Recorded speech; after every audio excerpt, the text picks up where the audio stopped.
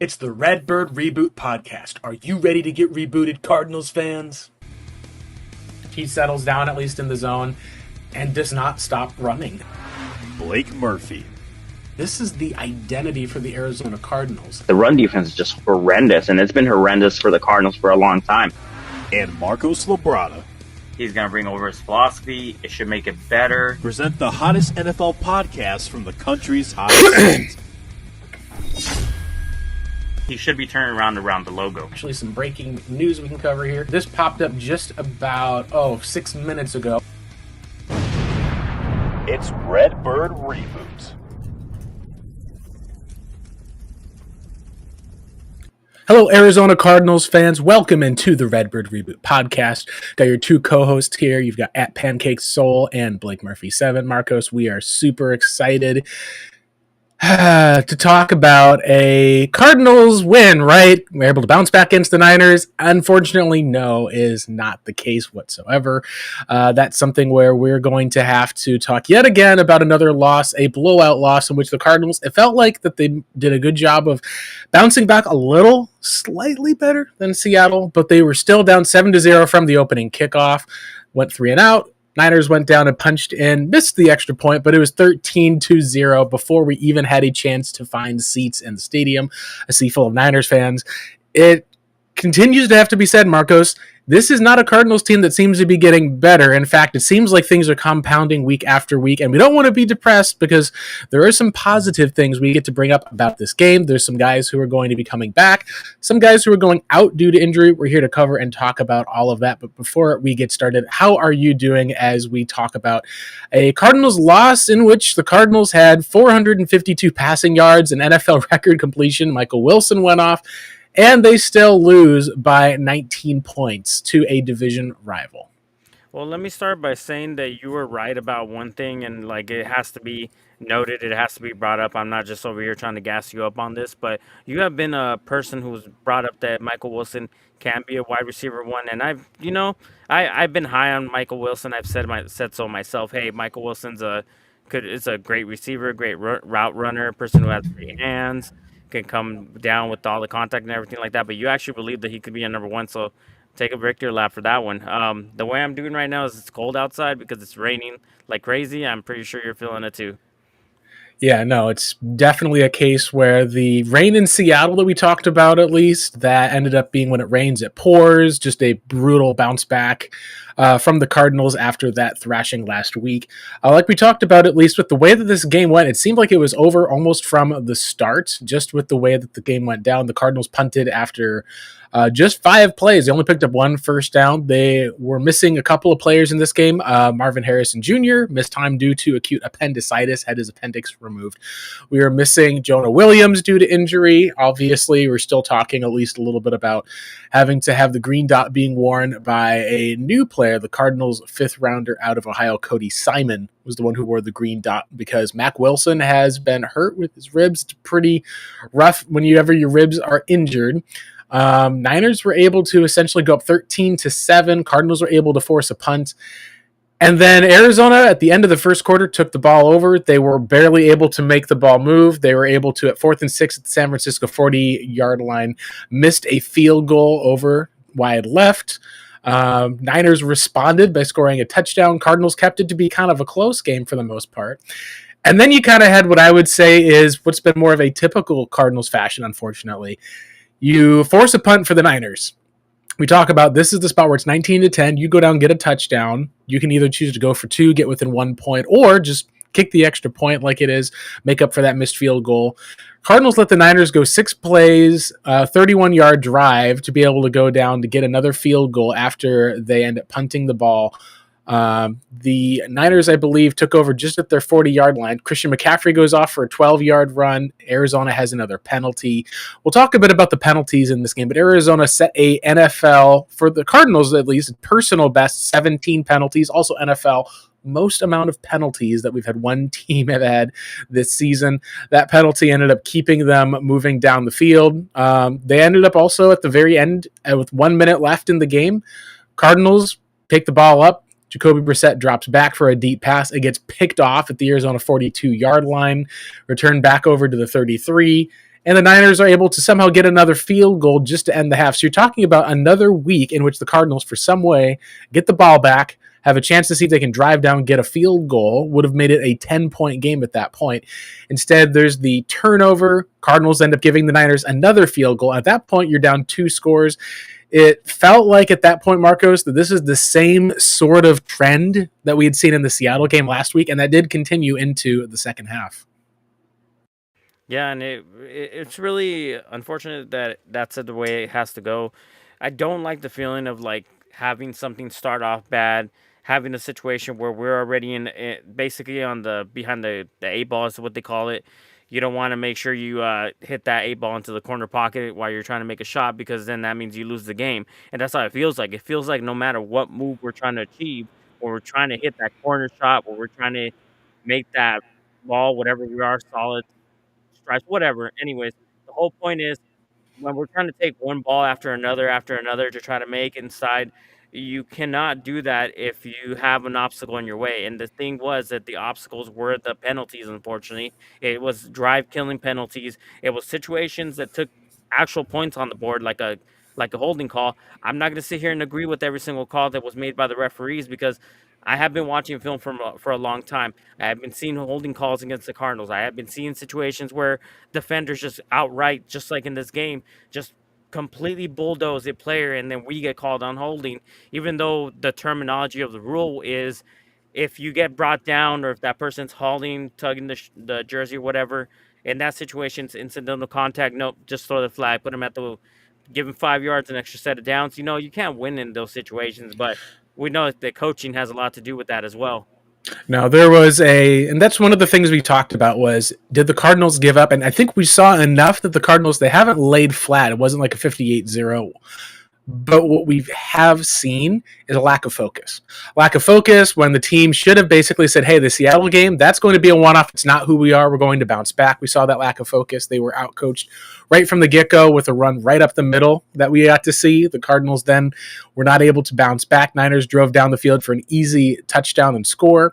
And then when there was chances for the Cardinals to be able to pop back in and to be able to actually make a dent in some of the lead, there was a couple of key interceptions that happened. That's unfortunate. But that was one of the things that you're talking about with this team, with Jacoby Brissett, is that we've seen that the San Francisco 49ers team has done a good job, at least, of being able to, for some way, one way or another, be able to force turnovers that have happened in this game. And it's unfortunate that that was the way that things turned out, because I think it put a dent into what was a relatively fine game overall from Jacoby Brissett. But the timing was absolutely brutal, where you've got the first turnover came at least right back in that first half, where Cardinals were getting some momentum back. It seemed like they were having a little bit of motion that they were making. And you had it in the second quarter after, I believe it was that Niners field goal. Yeah, so it was 4 plays. The deep pass that they had was picked off on the ball going for Xavier Weaver. So you're talking at least about, you're missing Marvin Harrison Jr. You're missing probably your wide receiver too through this part of the season. You at least did get a good game from Michael Wilson. I've always compared him a little bit to Michael Pittman, the receiver, who's a little bit similar as far as not having the same deep speed necessarily, but can take on that wide receiver one sort of a role if need be, as far as like that's the best that you can be if you're Michael Wilson, is like getting those Michael Pittman comps is awesome. But the second one was when the Niners had just gone up on a 28-10 lead on a field goal. Cardinals get that short, quick turnover. I'll see if I can get that pulled up in the film room as far as those interceptions. It was brutal because it was right at the San Francisco 27-yard line going for Elijah Higgins. They only went down the field, at least I think it was actually the Arizona 14-yard line, not the San Francisco. So you were already in essentially the red zone territory. They punch it in, make it 35-10. After that, Arizona essentially was able to drive down all the way down to the field for the most part, and then you just felt like things were just not going to go their way at all. Cardinals fumbled at least over that pass to Elijah Higgins, at least on the goal line. Niners recovered. You're talking about at the San Francisco 8 at 3rd and goal.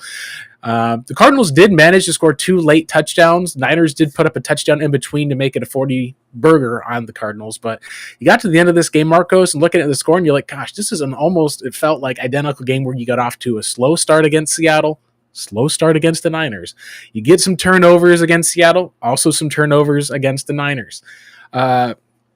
You essentially have not been able to showcase any sort of a running game, whereas other teams have recognized that, hey, we may not be able to necessarily run the ball as effectively, but we can throw the ball. And George Kittle scored a long touchdown. Christian McCaffrey was able to have a beautiful day through the air. He ended up actually, I believe, being the leading receiver, I believe it was. He led in rushing yards, as George Kittle still led in receiving yards. It was really ultimately outside of Michael Wilson and the Jacoby Brissett going long in that passing game when it was basically garbage time and you're just trying to get to the end. I've compared it previously to, you may not remember this, Marcos, but years ago, I think it was 2011, the Denver Broncos had Jay Cutler. Before he'd gotten traded to the Bears, he had gotten hurt. Kyle Orton comes in, and he just starts going crazy, throwing the ball to Brandon Lloyd. You're getting like 150 yards a game with 2 touchdowns and 2 interceptions, tons of garbage time yards and touchdowns. It felt a lot like that experience where this is a bad Cardinals team that's able to put up some good stats, but in a losing effort all the same. Well, he himself was even asked about it, and I mean, I think we can all agree, and especially him. He said that he could care less about it, and I can care less about it as well. It doesn't do if it doesn't go towards a winning effort or even being in a position where we're competitive. It really doesn't mean too much and whatnot. I'm not saying that the 49ers defense just kind of just said, you know what, whatever, you can have whatever you want. They did do a really good job of being able to hold this Cardinals team out of the end zone. And that's eventually what was the downfall of the Cardinals in the last 2 weeks is they get the drives, they go down to the 20-yard line, and they just cannot punch it in from there. One thing that I do want to mention is that there's a lot of good plays to actually watch that weren't like per se like in garbage time, quote unquote. So there's some things that we also got to give him credit for because there were some throws that were just they were like the one where he was in the pocket and the pocket was collapsed and he stepped in and he had to release that ball before the defensive tackle put threw his hands up. That was a very, very good play. You can't say that we weren't trying on that one. No, I totally agree. We'll take a look at some of those touchdowns here, but let's also talk and look at these interceptions of Jacoby Brissett here. This would be the first one on the 33. So you're dropping back to pass. You can see he's got a wide open lane. 2 guys are in the same area, essentially kind of the throw. And this is what they talked about afterwards was the pass was designed to go to that area, but what looks like, at least on the play, at least to my knowledge, is Xavier Weaver ends up running the wrong route. It looks like that he ended up kind of running the route that Dortch was supposed to be able to run, and that left Jacoby out to dry. You can see he's doing it as a bit of a spot throw. It's a little bit of an overthrow, at least, as well. You see where he expected Weaver to be, throws it a little bit where it's behind him, at least. Ball just happens to float a little bit in the air. That's one of those plays that when we're talking about like how deep passing plays are supposed to work and how they actually work, this was not, I think, great design because that's where when you get 2 receivers like that into the same area, if that's the design of the play, you know what that also is going to mean, Marcos? You're going to have multiple defensive backs in that place as well, and they're able to pick off Jacoby Brissett. Ball ends up going like a little bit high, and the backup safety is just waiting there. Almost gets it dropped from him.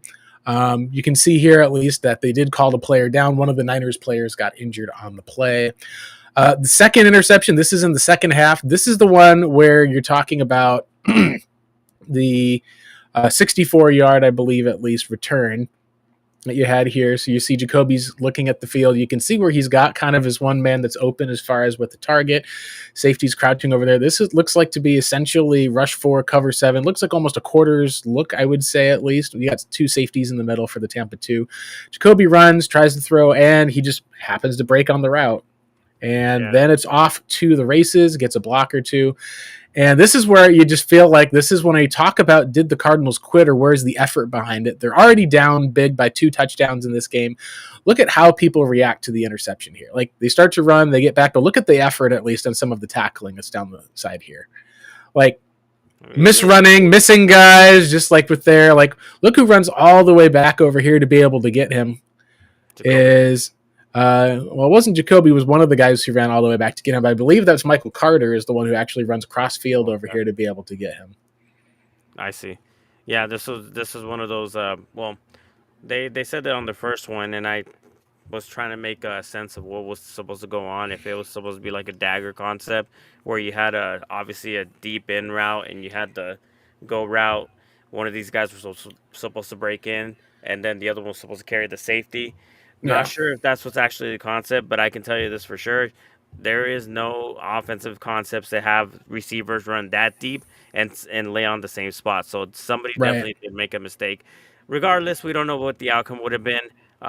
We're looking here, yeah, yeah. So you're talking about one of these guys, and I believe it's supposed to be either Greg Dortch is the one that's doing the deep end, Yep. and Weaver's supposed to run the go route and whatnot to take that And safety. Weaver, for me at least, is supposed to be able to run it to open it up underneath for Dortch. And it looks like, at least from what they ran on the route here, for me, what I would say, at least in all this, they're trying to read through the coverage. That's why he doesn't run up to the outside, where you kind of then would run the kind of the cross route, at least, is what it looks like. Um, the way of where, like you said, it's supposed to be continuing to run the go route. You look at where he's kind of rounding his route out. If he continues to run that go route here, then the safety's going to have to follow him up at this place. That'll bring the safety up. That's going to open it up for Dortch underneath. You're still going to have potentially at least a great play made by the safety over here, but with the way that the play is done, it also seems like the timing of this play is a little bit off.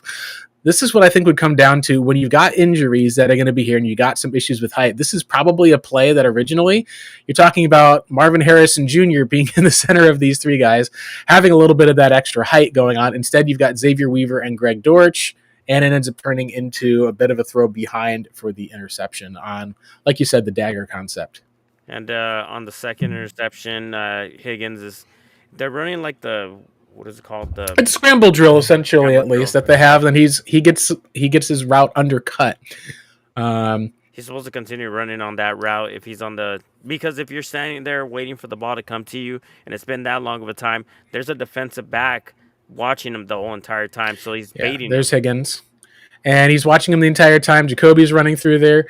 And this is honestly, like you said, he's just sitting down in the zone waiting for the ball. We always talked about this. This is one of the things that annoyed me with Andy Isabella a lot of times was come back to the ball. This is something that when we talked about with going from a Marvin Harrison Jr. to some of these different backups, going from a Trey McBride to an Elijah Higgins, these are some of the places where it's natural to some of these natural receivers who can understand coming back to the ball to give your guy a shot. Maybe he didn't want to stay too much because you can see the distance between there and the sticks.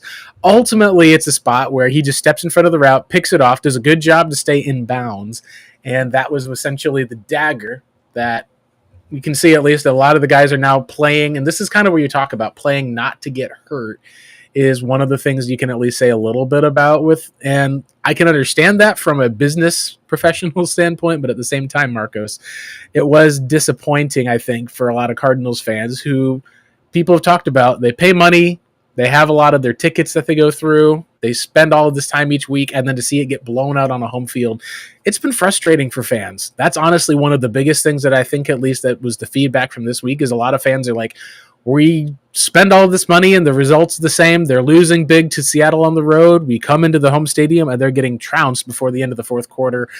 It's not fun to be a Cardinals fan at this point right now with what we're seeing, Marcos. No, it's not, and it's showing with the ticket sales. It's showing with like the fans from other like fan bases and whatnot traveling like they do, coming in to flood our own like stadium, and then having us have to be on a silent count because of the fact that our own home team in our own home stadium we can't have a actual home field advantage. We are literally being overtaken in our own stadium in our own home, and it's disappointing because there's decisions that have been made in order for this to happen. It doesn't feel like there's anybody making a change about it or even feeling prideful about it. Like, why are we letting these teams take over our stadium?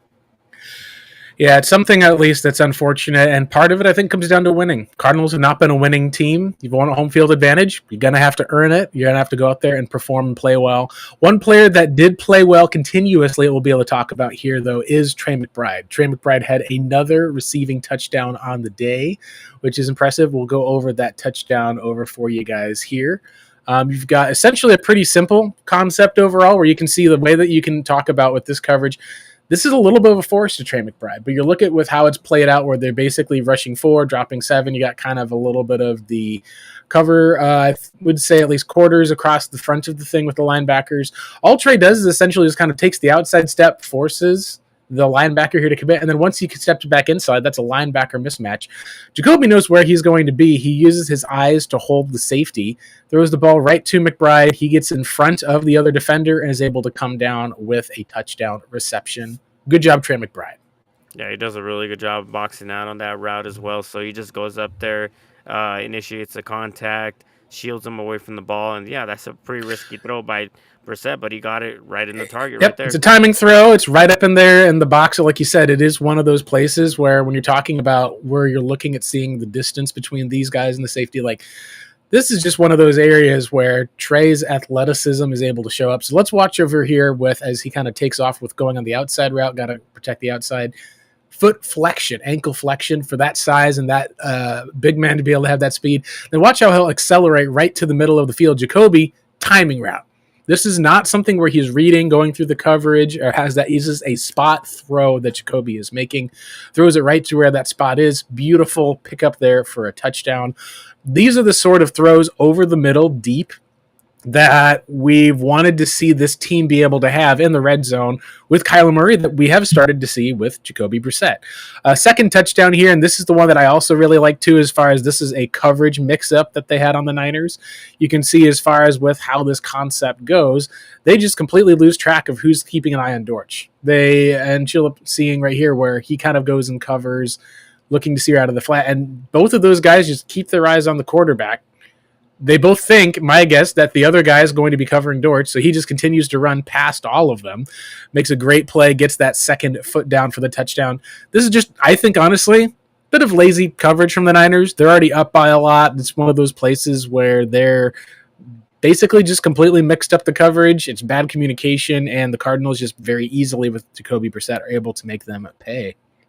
Yeah, I can't tell you what coverage they were running on that one. That's how weird it is. But from my understanding, these guys are like third stringers, these or second stringers, like backups and stuff. Like their first team defense is already off the field, so it's not shocking that they would have some sort of weird structure. People get mixed up, and then there's a wide open touchdown.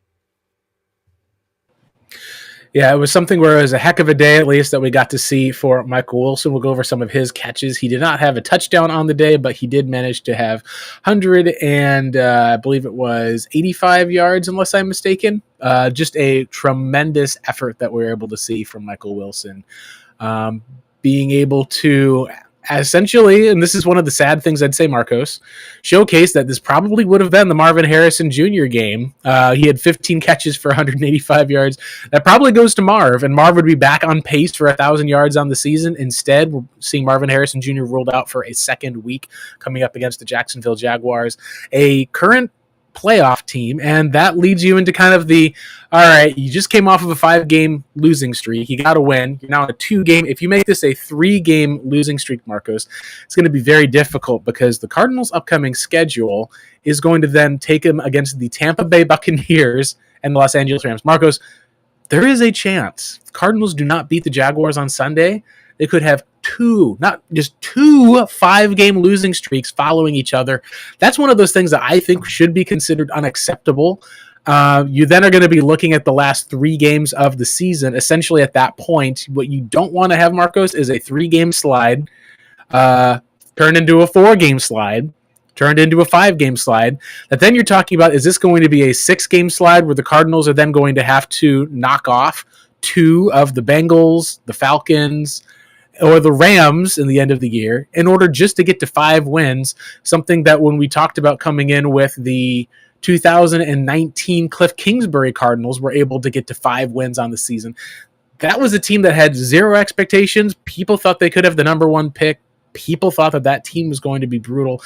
That's one of those things that I think that the Cardinals are going to have to figure out a way to get some guys healthy if they can't beat the Jags on Sunday. And I hope that they do. It's another home game.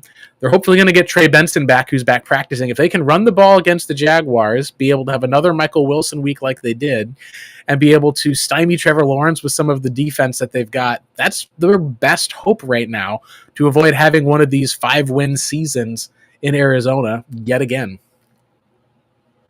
And that's unfortunate that that's the trajectory that we're going to another 5-win season. It kind of puts us in a bad situation where right now we're not even in the top 10 when it comes to draft picks. We're not even close enough to even get ourselves a quarterback of the future unless we make a deal. So we're not in a position where our losing is actually causing us to get a better draft position because there's so many bad teams out there. So if you go the opposite direction, which is obviously try to win as many games as we can, we're just gonna put ourselves in like the 15th and the 16th, 17th spot, where it's kind of like the mid purgatory stage where we're not high enough to be able to get a quarterback, but I guess what we are gonna have to hang our hats on is that next year there's a different quarterback class, but by then is Monty Ossenford and Jonathan Gannon going to even be part of this team in that situation? Yeah, it's something that I think a lot of people are talking about. I will say this, from what we know about with people talking about that, Michael has given, and this is kind of going to be the way I'll phrase this, is going to be what we've heard and then my personal take on it.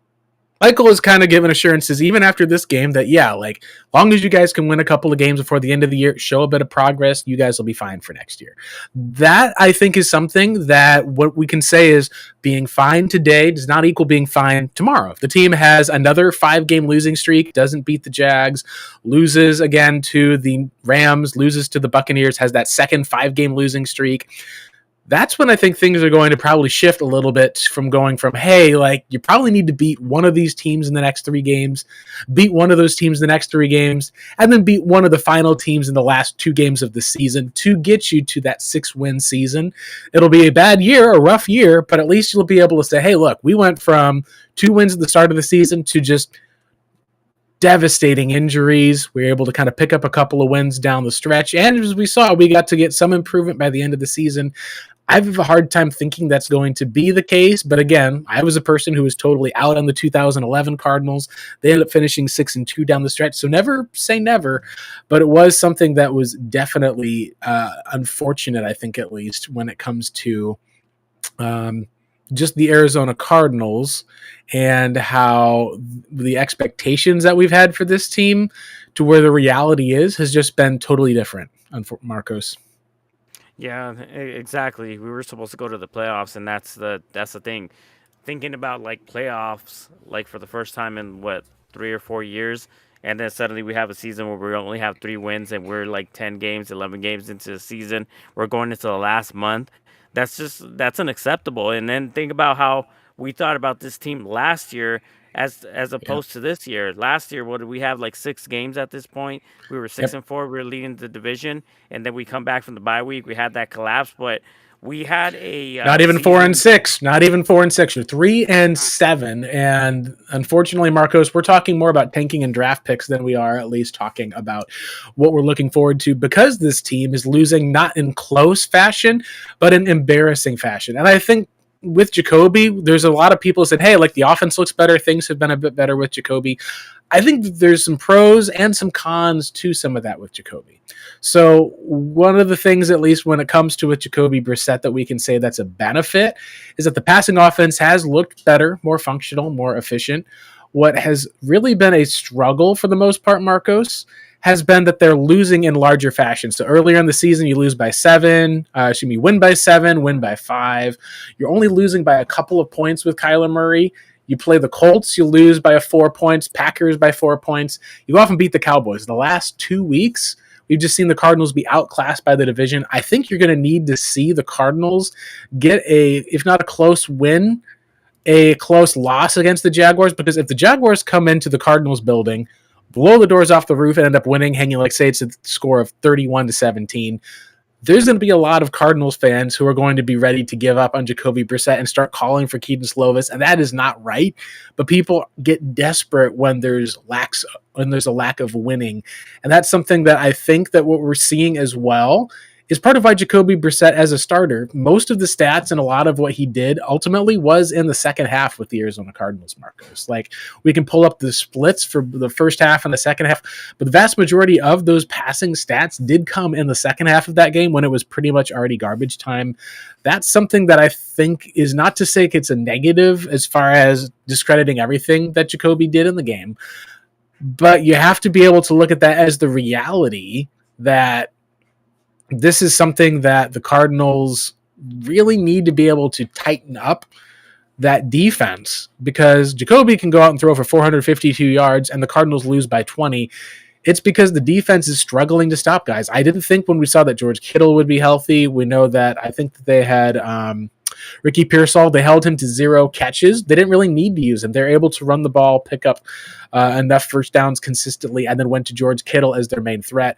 But that special team start and then the struggles that they had was really what set it up from the very get-go to be able to make it a Niners heavy game. Purdy threw for 3 touchdowns, and then they kicked multiple field goals. Cardinals were just not able to get those 3-and-out stops. And it's just been one of those places, Marcos, where we've talked a lot about how the offense has struggled. They've struggled to run the ball. We haven't talked enough about how this defense has now trended to be one of the lower defenses in the National Football League. And that's something that we did not expect coming into this season.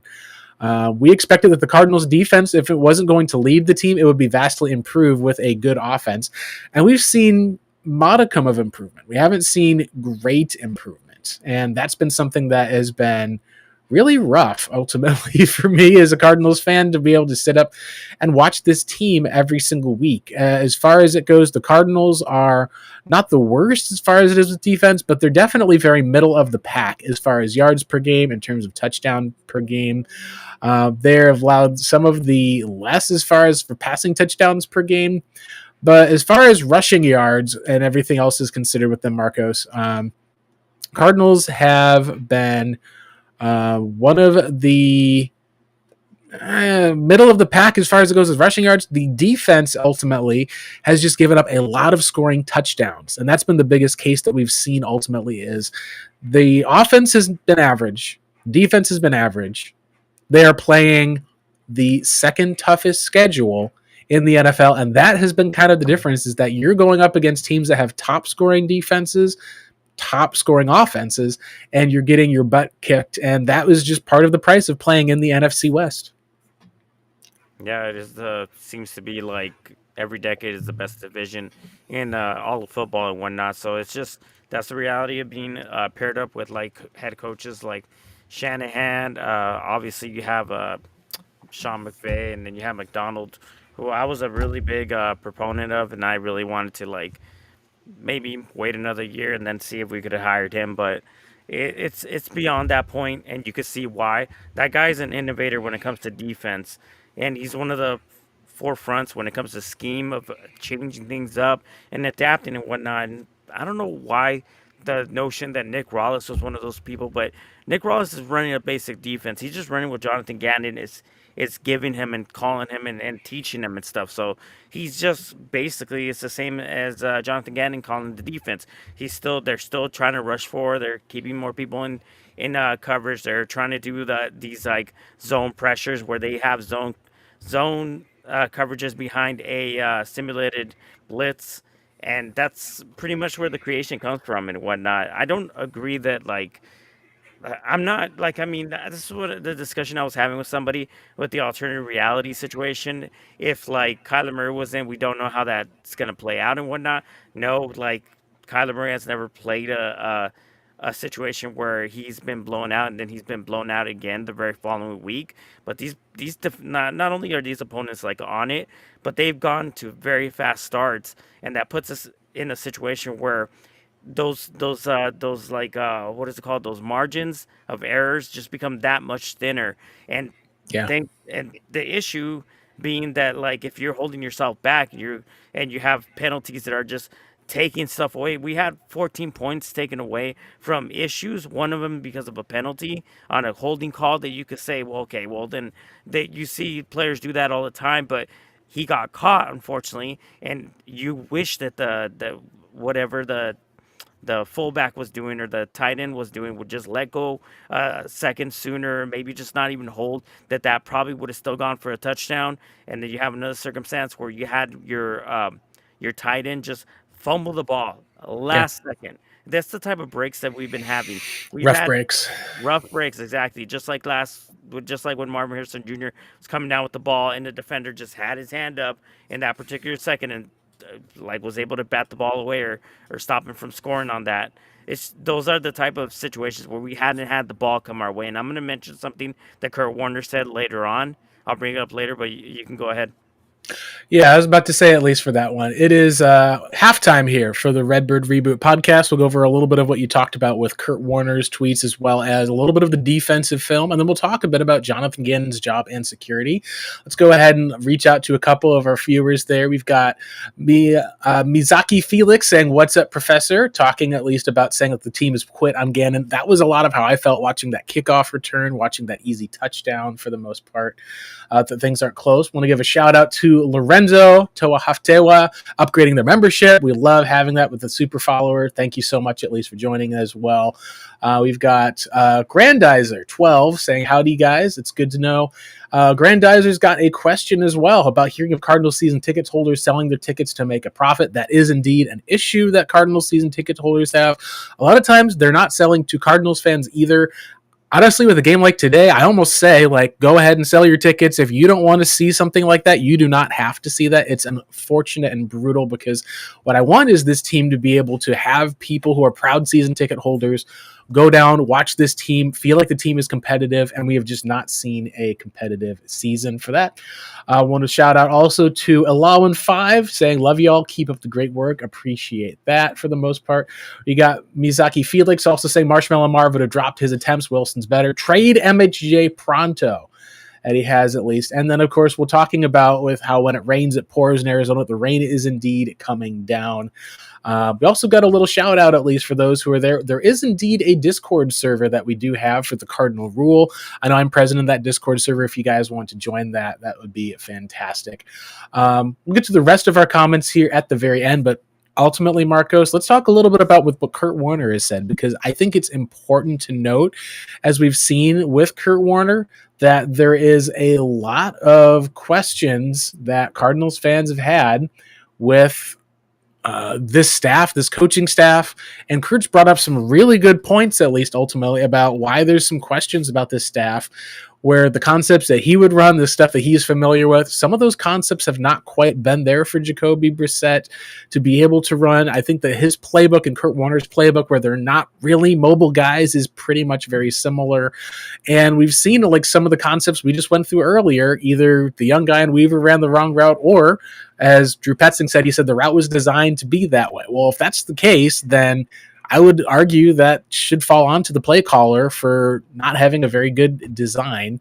What did you see, at least as far as for some of the stuff that Kurt has talked about with this Cardinals offense and the struggles that we've seen with the team being able to put up points on the board outside of garbage time? Well, first of all, the fact that he said that, that's just a lie, and I wish Drew Petzing would stop doing that when it comes to like some things that he should not have to like own up to and design. If he really did design the playbook so that two receivers are breaking in at the same level, and it's not even like they're that far apart, they're like 3 yards apart from each other deep down the field, that's just really like at that point you're just like giving them the ammunition to be able to come after you. So Yeah. if that's what he really said, I would have just said, come on. Sometimes you don't have to just say like, hey, that was my fault, this and that. No, just say, hey, you know what, this was a miscommunication, they ran the wrong route, and this is what happened. Anyways, aside from that, what I really like that Kurt Warner had mentioned is that he liked to threaten all parts of the field. He often liked to go empty set. He actually was one of the first like what would you would say is like a gunslinger type of mentality. Didn't like to hand the ball off. Was always talking about like he liked the concept of like going 5 wide, spreading the field because of the fact that sure, if you Very like arena football, very air raid sort of offense, at least that he did. And we saw a little bit of that from the Cardinals, but I saw a lot of play action, play action, play action with the running back that the Cardinals just run in their offense that, like you said, is different from what Kurt would want. Yeah, but like today, like the whole like change of what's going on with these offensive philosophies, and there's if you watch like Kurt Warner, Brett Coleman's last video about quarterbacks and how they go from the college game to the NFL. A lot of the most innovative offenses are now just trying to be under center more often than not, using a lot of motion as much as they can to try to get a blocker out in space quicker, to try to throw a defense off and whatnot. It's not so much that we're doing that is different, but the only thing that we're missing in this game, we're still missing it with Jacoby Brissett, and I wish they would add this, is just a three-step drop or a five-step drop from under center without no play action, because you can execute a lot of like concepts that when you're that far, when you're in a three-step drop from under center, you're going to be further forward when it comes to the pocket. You're going to allow your tackles to have better angles to be able to block from. So if you were to fix that guard situation or whatnot, I would assume that that's the direction they'd go if they kept Drew Petzing. But if they're going to hire somebody else, I would like for them to continuously go for that. One last thing about Kurt Warner that I really like that he said, and this has to do with the offense and defense, we're really missing playmakers when it comes to both sides of the ball, Yeah. especially on defense. Yeah, we're missing playmakers. Like we said, that there's guys who are just not forcing some of the plays. He did get a nice shout out to Jacoby Brissett, saying it's impressive to watch someone play from behind most of the game through 57 times. He only took one sack. I think it was actually like if it was no sacks, 0 sacks. It's like hit once. And part of that is what we said. The Niners are essentially a team that cannot get after the quarterback. Like we said, this was going to be a Marvin Harrison Jr. game, and then Marv gets appendicitis. But we said that because without Nick Bosa and without Fred Warner blitzing, it really exposed just how thin the Niners pass rush actually has been. It's something that they're going to have to work on. They've also lost, I believe, the first round pick out of Alabama that they drafted to fix some of that. I believe his name was, let me double check the edge chart at least here. They believe they traded for Keon White, but yeah, we're talking about, sorry, I'm losing it here at least for that one. I'll come up with the name at least over here in a second at least. But they traded for Keon White because they were missing each of the different guys out there, but they're missing their first round pick is on IR for the year. Mikael Williams? Williams, that's right. Sorry. I, for some reason, could not remember Williams, but he was a guy they drafted to be kind of the Robin to Nick Bosa's Batman. He has not succeeded, at least because he hasn't been healthy. That was one of the questions about him coming out was how healthy is he actually going to be. So let's go ahead, Marcos, and talk a little bit about Jonathan Gannon and some of the job security that we've seen, what we haven't seen. And right now, I think the easiest answer is that we're probably talking about a coordinator shakeup to some degree. The Cardinals did bring in Justin Fry to be the offensive line coach. I've seen a lot of Cardinals fans upset and frustrated with that. Have wanted him fired. I honestly think that it hasn't really been as much his fault. I think that he's a young, inexperienced guy in the NFL, despite having the experience at Ohio State. He was a guy that a bunch of other teams coveted. Jonathan Gannon, they had the Ohio State connection between him and Monty Ossenfort, knowing him and Paris Johnson. I think that you have to wait a second season before you upset that balance. We've seen the Cardinals actually be worse in running the ball, but better when it's come to pass protection, which has surprised people, I think, to some degree. But it makes a little bit of sense when you're talking about the kind of offense Kyler Murray needs to be in is a run-heavy offense with plenty of bootlegs. We've not quite seen, they've wanted a lot of play action where you turn your back to the rest of the team, turn it back around. We've talked about air raid quarterbacks don't seem to favor that. On the defensive side with Nick Rallis, it just seems like that he's tied to Jonathan Gannon. The only guy that I think we can say for sure does not seem like he's going to be back next year. Someone's going to have to take the fall. I think that person's probably Drew Petzing. I think there's more that they could do to get a likes of a Marvin Harrison Jr., more getting a Michael Wilson involved through the passing game than what we've currently seen. This team, as it stands, loves throwing to the running backs, loves throwing to Trey McBride, will mix it into the wide receivers occasionally, but we don't see those 12 target games like we're supposed to, and that's something that I think falls onto a combination of maybe it's Drew Petzing, maybe it's just been the expectations we had for Marvin Harrison Jr. have not quite lined up, and Michael Wilson being able to go out there and support the team at a wide receiver one clip has been super helpful to the team.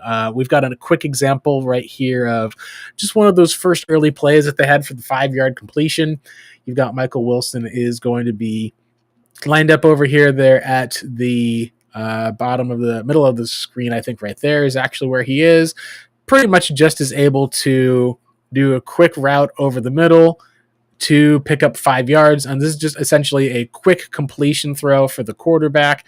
Don't have to worry or do too much about it. You see he gets plenty of give, at least from here. So he just runs straight to the spot underneath. It's not quite a mesh route where you see the two of them running eight. It just kind of is able to have that quick, I believe, curl over the middle of the field, picks up 5 yards. That was over the ball route right there. Yeah.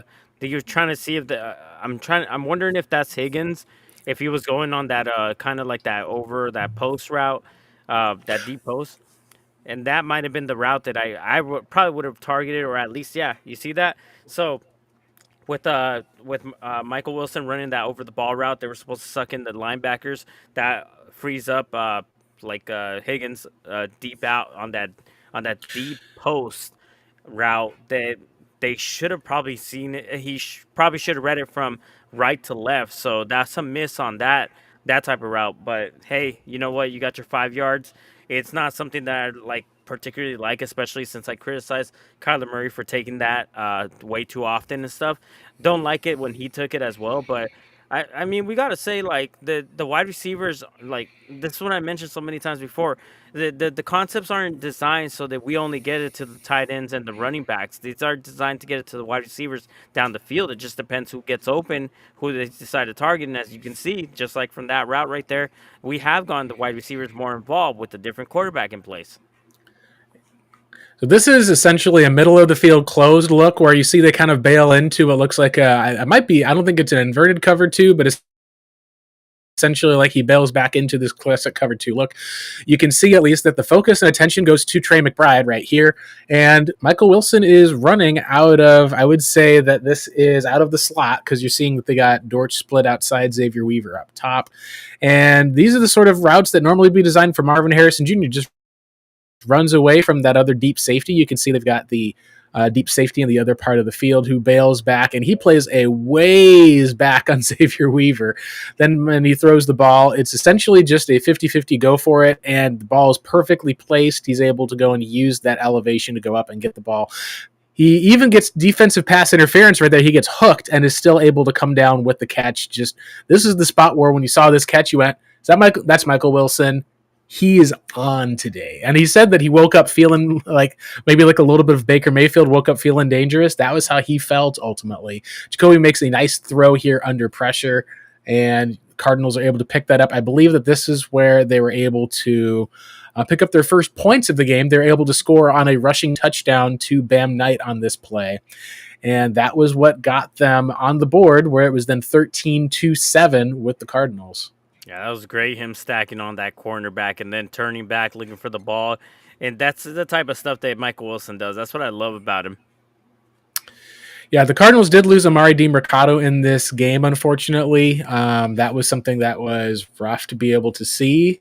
They did end up running the ball, it looks like, at least to Bam Knight. I think it was on that quick pass, if I remember correctly, at least with the outcome for a touchdown. I'll pull up that touchdown play here, at least as far as with the Cardinals. Let me go ahead and clear some filters.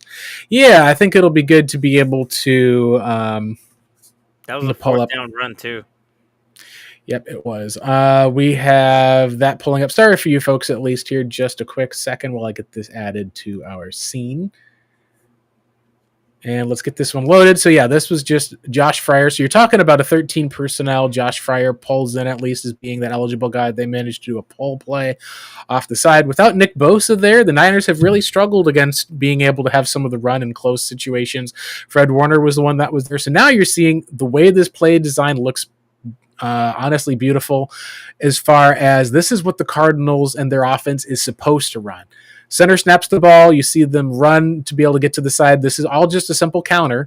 Gets the guy off to the edge. DeCommodore Lenore gets blocked by a lineman. Josh Fryer, I believe, actually Halty Froholt is the one who pops up there, number 72, as a pulling guard. He just splits right between the two guys and is able to get that in. So you see here, you've got your center, you got your right tackle over there. Josh Fryer's reporting in over here on the other side of the left tackle, Paris Johnson. That gives you an extra body. So that allows your two guys to be able to pull. And look at this, number 0, number 6, against 2 offensive linemen. This is the sort of run game that we've said we've wanted to see from the Cardinals this season. We just have seen a lot of teams have actually been able to do a good job of being able to figure this out, and they haven't had as much speed on the edge. They've had speed up the middle with DiMercato. They've been able to have a couple of these plays with Bam Knight. They did have a long touchdown run, unfortunately called back on a holding call, but not this. This went for 6.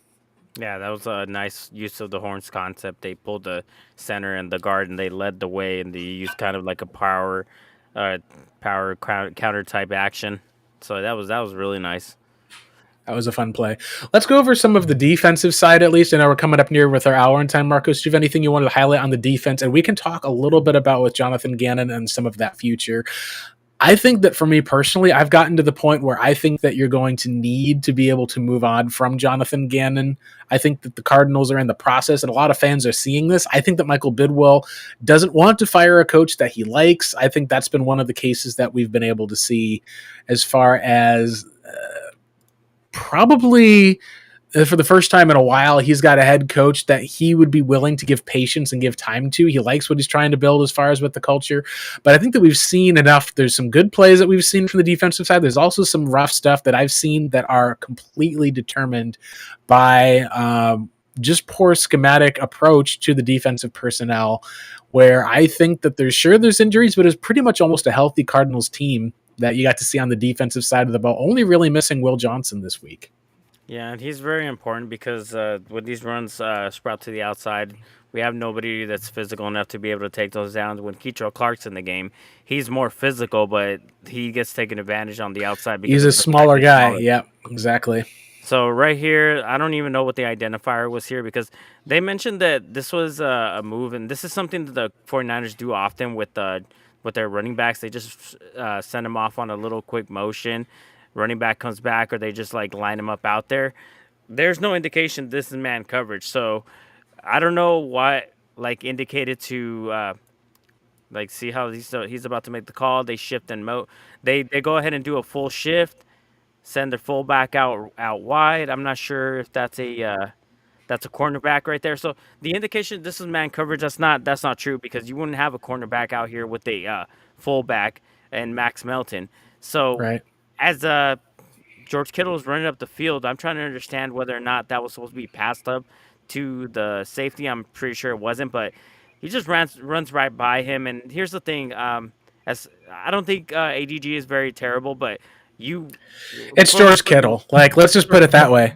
It's George exactly. Kittle. You want to sometimes be able to say if you're going to have to double anybody on the field for the Niners, it's going to be George Kittle. ADG, I think he does as well as he can, but he just gets outstripped the same way that Trey McBride would outrun an AGG too. Exactly, and it's like this is something that George Kittle does, and not excusable, but this is something that George Kittle does on on other linebackers, even those type of linebackers that you consider all pro type linebackers. I've seen George Kittle like demolish other linebackers on other teams, and I've seen Trey McBride just go one on one with other linebackers out there that you would consider good coverage ones, and he's able to beat him. That's just the mismatch that we talk about when we talk about a great tight end and whatnot. So that's the first play I wanted. Cardinals blitz, bring a fifth person that's going to be there. George Kittle kind of runs into the blitz, and the Cardinal safety is a bit late to get over. That is a touchdown for the Niners. They said that this is a play that got audibled, where you can actually tell where Brock Purdy, you can see where he does another little shift that's there. So then they actually start to They should. they shift. Use check out. He's like, hey, look, we're going to run a guy away from the line so we can just get George Kittle. And then you see because he's got to cover use check down below, it just gets Kittle wide open. ADG doesn't get over there in time, and the safety is just a little bit. They realized, hey, look, go back to the beginning of the play, Marcos, for the recognition here. This is part of like good level quarterbacking. When you see the top of the play, you've got the two safeties. You see the safety start to come down at least to cover McCaffrey. They motion McCaffrey back over. Defense doesn't move. He now goes, hey, guess what? We can put use check down over here. We're going to bring a corner down and look at where that safety. He still has one safety in the middle of the field. They just basically are able to run Kittle just to the opposite end, and that was it for the touchdown. So this is just one of those cases where having the ability to audible and being able to determine what you can do in this offense is something that we've seen the Cardinals not really had with Drew Petzing very much. We've seen some plays they've got the ability to audible, some plays they can't. I think that I agree with Kurt Warner, having the ability to make whatever checks you want to at the line, getting up to the line quick to be able to have that time. Those are all things that matter. And this was a huge play that mattered because it put the Niners above the Cardinals in a place that was just ultimately too much for them to bounce back from. Yeah, exactly. Yeah, and then every quarterback should be able to do that ability. If they're not doing it, I would like to be. I would like to be in that. I would like to learn one day to see if that's something that the quarterback either takes on or the offensive coordinator. I've heard a mix of both and whatnot. So let me go ahead and pull up the obviously we don't have all the time in the world. Actually, this Yeah, is let's, gonna be let's pull one. up that last clip at least. I think that'd be perfect to be able to close out for our film review. So this is not going to be a very like important play per se or anything that's going to show off, other than having great coverage by the Cardinals and forcing a third down. A third down, getting off the field on third down. But one of the things that I think you can see on this play right here is one of my favorite things that happens is that same guy that just burned us, George Kittle. Well, you see them in a double mugs look right here. They drop into their little Yep. hook zones. I believe this is going to be like inverted Tampa 2. The reason why I'm saying inverted Tampa 2 is because Buda Baker's supposed to be the pole runner, but he's not lined up close to the line of scrimmage. He's actually Yeah. further deep. So when you see the shape coming, everything taken into shape, you have your two half field safeties per Yep. se, your boundary, and then you have your apex at the bottom of the screen. They both drop into their zones. You have everybody, a spot dropping, keeping an eye on the quarterback. Obviously, if I believe Brock Purdy was smart, he would have probably tried to target number 5 at the bottom of the screen, try to hit that whole shot. But obviously he didn't. He didn't see it. Thank God for that. But I think he was trying to hit George Kittle, and as you can see, as Cody Simon's hook dropping, look who hits the ground. So I Yeah. was like, Kittle. incidental conduct right there. Think Yeah. about that. That's something that went our way, and in a game where they were throwing flags all over the place, we got away with that one. And actually, that's legal, by the way. So there's Yeah. no reason for that to be called. The lack of discipline was tough to see, but there were some bad calls, and it was a poorly officiated game. There was a couple of times that there was pancake blocks that we saw where Paris Johnson just finished his block, and it turned into a flag, and then you watch the on replay and like, that shouldn't be a flag. This is one of those plays that, yeah, you said that could have been running into him, could have called a flag. It didn't. I did not think that this game was very well officiated at all, unfortunately. Yeah, unfortunately, that was the case. But then, of course, you can't just let the Cardinals off the hook as well. Right. That's totally agree with that. So let's go ahead here and we're going to kind of move into the last portion, which we're going to talk a little bit about Cardinals' upcoming needs. A lot of people are looking now at mock drafts. We said we'd talk about a mock draft this week, and we've got a unique one that's going to be showing up here from Matt Miller, who I disagree with this mock draft, Marcos, and you'll be able to see why once we get to it. So here's where we're kind of currently standing. Cardinals have the 10th pick as it stands. As we're seeing with where it goes, the projections that he's got is a couple of trade ups for quarterbacks. He's got Fernando Mendoza, most people's quarterback one, going first. He projects that the Browns will flip spots with the Giants. Giants drafted their quarterback already. I could see both of these being possible as far as the Tennessee Titans drafted a quarterback last year and New York Giants drafted the quarterback last year. Could the Cardinals be a team that could trade up for one of these quarterbacks? I think that's possible, but it would take quite a bit of a cost. You'd have to hope you get some picks from Kyler Murray. As far as the rest of the picks go, you're going to see a couple of offensive tackles. Arizona State's Jordan Tyson goes. They have Ty Simpson going to Las Vegas as Geno Smith has not worked out. The tough pass rusher Arvell Reese goes to Ohio State. The edge rusher Ruben Bain, who is probably my Heisman favorite right now outside of Mendoza. Mendoza had a fantastic comeback, at least in the fourth quarter. That was kind of his Heisman moment. It might be that it's his for the taking. There's another edge rusher in Keldrick Falk. Cardinals are picking ninth in this mock draft. He has them taking a safety. Caleb Downs, a top player on the board, says they could use a safety upgrade. Jalen Thompson is going to be a free agent. Buda Baker turns 30 in January. That would make sense. So here's the problem I have with this, Marcos. You got Dadrian Taylor Demerson already. We've seen a little bit, at least from the safety route, where we like a little bit of what we've seen from the 7th round safety in Keaton Crawford. We already know that Keitrell Clark at least can play cornerback, so you're talking at least about already being pretty well stacked. The Cardinals taking a safety in the top 10. Meanwhile, Spencer Fano, the offensive tackle of Utah, is the one he's got going to the Los Angeles Rams via the Atlanta Falcons. Cardinals do not have a right tackle on the roster for next year outside of Josh Fryer. Cardinals do have multiple safeties, including Buda Baker, on their roster for next year. I think this is one of those areas where you take this mock draft, toss it in the trash. Cardinals should be looking at the offensive linemen right off of the get-go if they're not able to make a move up for one of those top 3. And I think there could be only 2, maybe 1 quarterbacks this year.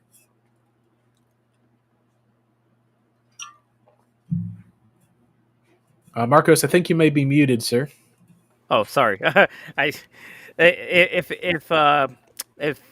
Caleb Downs ends up becoming someone like a Kyle Hamilton, like what is the supposedly like the hybrid safety type of The linebacker. model. And I think he could. I just have looked at the way that things have been set up for this team, and I go, you probably need a right tackle more than you need a safety. And I think some people may say, well, maybe Downs is more talented. I think that both Downs and Fano are pretty close as far as talented. Downs would be a bit more talented. But again, do you really take that safety in the first round after Isaiah Simmons? I don't think that it's a no. You can never take one in the first round, but it is one of those places where you're kind of fitting in a square peg into a round hole. And I think the Cardinals have already stocked up on safeties for the future. What they have not stocked up on is a road grading right tackle that can step in and start immediately for them, like Fano would be. Yeah, absolutely. And obviously, with me, I would hit the position, like I always say, with numbers and whatnot. The only thing that I would be concerned of, and this is the only concern, I'm not saying you can't draft a linebacker or a safety or a hybrid in the first round. You got to learn how to develop him the right way. We've seen Right. these positions get drafted and not played by the Cardinals in the right positions, and then they either are like traded away like Isaiah Simmons was and unfortunately wasted off, or they go into another organization and they get developed the right way, and then we're over here thinking to ourselves, what happened with us? Anyways, so Spencer Fano, I'm kind of like him. I'm a fan of. If we can't get that top-notch quarterback in the first or in the second round, I would be okay with us drafting a tackle. I would just like to double down on it. Draft like a couple of tackles. Doesn't have to be Yes, the grab first a round. tackle, grab an interior offensive line guy. Yes, Monty, you exactly. may have to. We've talked a little bit about. I know that our godfather of our site, Jokomo, has already talked about how Monty just doesn't take linemen who are not tackles before day 3. I think it's been the year that you may need to break that habit. Yeah. Maybe you have to draft a linebacker or an inside offensive guard into that second round draft just to be able to get someone who's got requisite athleticism into that spot who can be a starter. I think that's something that they need to break that rule or break that tendency, we should say, this year if you're Monty Austin for it. Did I look at this correctly? Because I heard it's not something that I've seen yet, but I saw a video about this draft being a legendary for linebackers. Did I just see a linebacker at like the 7th or 8th spot, a Ohio State guy? You did. That linebacker, at least in the 8th spot, is Keldrick Falk, but the one at least over there in the 6th spot is Arvell Reese, who is probably I think in a lot of big boards, he's a top 3 overall prospect. Sonny Styles is a really good prospect as well. He's another Ohio State linebacker. So you're talking about like between Reese and Styles, 2 first-round linebackers out of Ohio State. And we all know, like, that's the school that Monty likes best. He's created essentially the Ohio State Arizona Buckeyes, is essentially what Monty has created. Cardinals even dipped and grabbed a linebacker from Ohio State last year in Cody Simon, for crying out loud. Yeah, and then I thought that's kind of strange that he came out from the same school, and now you have 2 first-round linebackers coming from Ohio State. That's interesting to know. Yeah, always got to pay attention to whatever Ohio State has. Let's go ahead and we're going to have our show start to wrap up there. That means it's time for overtime. We're going to read some of you guys' comments. We got AZ Jace in the chat. Thanks for tuning in, AZ Jace, saying Marco spitting fire. Definitely agree. It's been a fun show. We got Jack DONG2067 saying trade Kyler for Shadur Sanders. LOL. Clearly a joke. Shadur did not have a good first start. He's going to get his first actual start, and this time he's going to apparently work with the first team offense. Apparently he spent no time getting any first team reps. They were giving them all to Dylan Gabriel. He gets hurt. It was not a good first showing for him, but he's going to get a nice, good showing at least with all of that. That's going to come up. We've got another thing at least from Accelerators popping up from the Raiders. And Cards will win out and record 60 points in the Super Bowl. I wish I had your optimism, Accelerator. I know the Raiders, it's been really tough for them in the Las Vegas area so far this year.